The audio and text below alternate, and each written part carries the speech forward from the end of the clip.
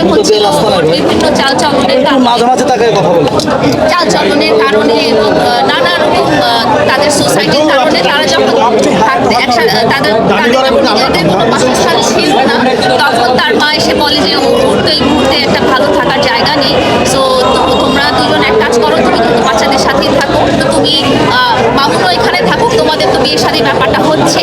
যেহেতু পরিবারের কাছ থেকে এবং আমার ভালোবাসার মানুষ মামুনের কাছ থেকে আমি এই আশ্বাসটা পেয়েছি, সো এই আশ্বাসটা পাওয়ার পরও আরও যেটা হয়েছে যে মামুন এবং মামুনের মা স্পেশালি এবং মামুনের ভাই বোন বাবা সবাই আমার সন্তানদের প্রতি খুবই যত্নশীল ছিল। আমার ছোট বাচ্চাটার ব্যাপারে আপনারা হয়তো জানেন না, সে একটা স্পেশাল চাইল্ড, তার মধ্যে অনেক কমপ্লিকেসি আছে, সে অটিস্টিক বেবি এবং তার মধ্যে অটিজম আছে, ADHD আছে, স্লিপ ডিসঅর্ডার আছে।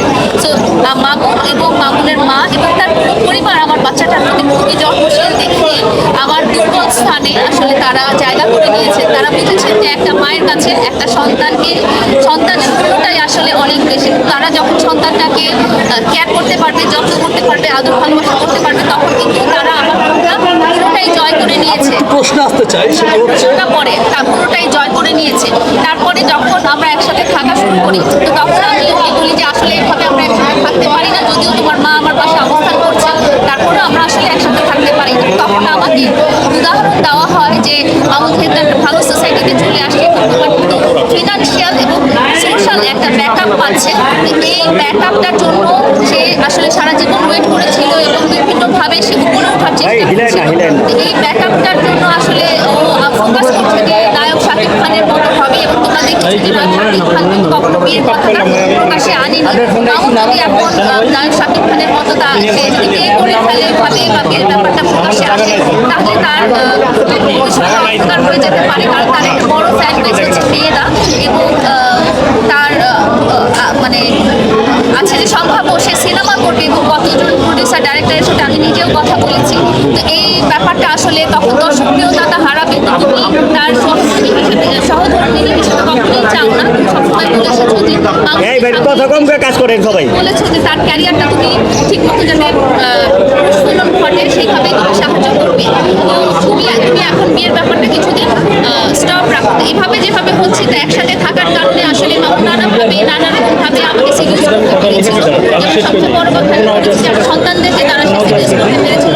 তো আমি যদি রাজি হচ্ছিলাম না, এই ব্যাপারটা আমার কাছে ভালো লাগছিল, কিন্তু বারবার কথা বলছিল যে সামাজিক মিডিয়াতে সবসময় বলেছে যে আমরা বিয়ে করবো, এবং শেষেও বলেছে আমাদের পারিবারিক ঘটনাতে সে বলেছে যে আমরা বিয়ে করবো, আমি আগে অনেক বড় হয়ে যাই, এভাবে সে আমাকে বলছিল সে আগে স্ট্যাবলিশ হয়নি, তার ফ্যামিলি যেহেতু স্ট্যাবলিশ হওয়া দরকার আছে, তাদেরও যেহেতু বাসস্থান নেই, এগুলো আগে স্ট্যাবলিশমেন্ট হয়ে নিলেই তারপরে আমরা বিয়ের ব্যাপারটা আমরা সোশ্যাল মিডিয়াতে আনবো, এবং তখনই আমরা বড় করে একটা বিয়ে শাদীর প্রোগ্রাম করবো। কিন্তু ধরে নাও তুমি আমার বউ, যেহেতু আমার মা বাবাও সবাই জানে এবং তোমার ফ্যামিলিরও সবাই জানে।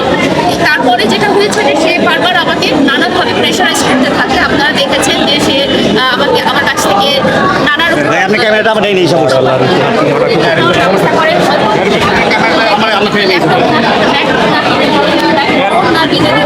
বা একটা এরকম মার্সিডিজ গাড়ি তাকে লাইভেও মাঝে সালে আমাদের সাথে সে মার্সিডিজ গাড়ির কথা বলে, বাড়ির কথা বলে।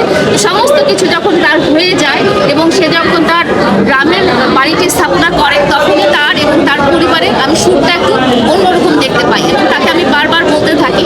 তো এর মধ্যে আরেকটা কথা বলতে চাই যে সে আমাকে দিয়ে যখনই দেখা যায় যে আমাদের দুজনকে নিয়ে ট্রল করা হয়, তখনই সে আমাকে বিভিন্নভাবে চাপ প্রয়োগ করে, এবং চাপ প্রয়োগ করে বলে যে তুমি লাইভে যাও, লাইভে যেয়ে বলো যে আমরা বিয়ে করি।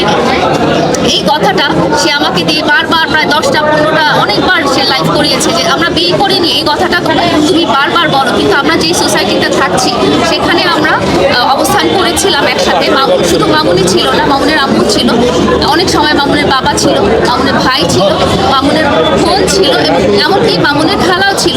শুধু এটা না, আমরা যখন মামুনের ঢাকার ভাড়া বাসার কাছে যাই, মামুনের আম্মু আমাকে ভাড়াটে বা বাড়িওয়ালা বা সবাইকে আমাকে মামুনের স্ত্রী হিসেবে পরিচয় করিয়ে দেয়। এবং মামুনের যেসব আত্মীয় স্বজন আছে, আমরা রাঙামাটিতেও মামুনের নানু বাড়ি বা বাবার বাড়ি খালার বাড়ি বেড়াতে গিয়েছিলাম, সেখানে সবখানে আমাকে এবং মামুনকে হাজব্যান্ড ওয়াইফ হিসেবে পরিচয় করিয়ে দেয়। তারপরে যখন গ্রামের বাড়িটা হলো, গ্রামের বাড়িতেও উনি সবার কাছে আমাকে মামুনের ওয়াইফ হিসেবে পরিচয় করিয়ে দেয়। তো এ থেকে আমি বুঝতে পারি যে আসলে তারা সত্যিকার ভাবে আমাকে তার স্ত্রী হিসেবে মনে করছে এবং সামাজিকভাবে স্বীকৃতিটা যখন দেখা গেল তাদের বাড়িটা হয়ে গেল, তখন তার ফুড চেঞ্জ হয়ে গেল এবং সে বলতে থাকলো এবং তার আম্মুও বলতে থাকলো যে আমাদের তো গ্রামের বাড়ি হয়েছে কিন্তু ঢাকায় আমাদের কোনো বাড়ি নেই। তখন সে একটা বাড়ির জন্য বায়না ধরে এবং সে আমার বাড়িটা তার নামে লিখে দিতে বলে। কিন্তু যেহেতু আমার লাইফ পার্টনার আমাকে যেভাবে গাইড করেছে সোশ্যাল মিডিয়াতে, আপনারা তো জানেন যে সোশ্যাল মিডিয়াতে আসলে আমার জায়গা না। সোশ্যাল মিডিয়াতে সে বারবার বলতে বলেছে তুমি তোমার বাবার বাড়িটার কথা বলো না, তুমি বাবার বাড়িটার কথা বলো না। তো আমি ওভাবেই বলেছি, আমি ওর গাইডেন্সেই বলেছি যে আমি আসলে বাবার বাড়িটার কথা সে বলেনি।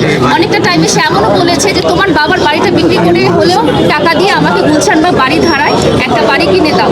সে ওই সোশ্যাল স্ট্যাটাসটা রাখতে চেয়েছে, সে পুরান ঢাকায় বা পান্ডাতে বা এরকম জায়গায় বাড়ি করতে চায় নাই। তো আমার আসলে মামুনের জন্য এখন মামুন এবং মামুনের পরিবারকে সাপোর্ট দিতে দিতে আমার প্রায় 30 লাখ টাকা লোন হয়ে গেছে। পোস্টে যেতে চাই।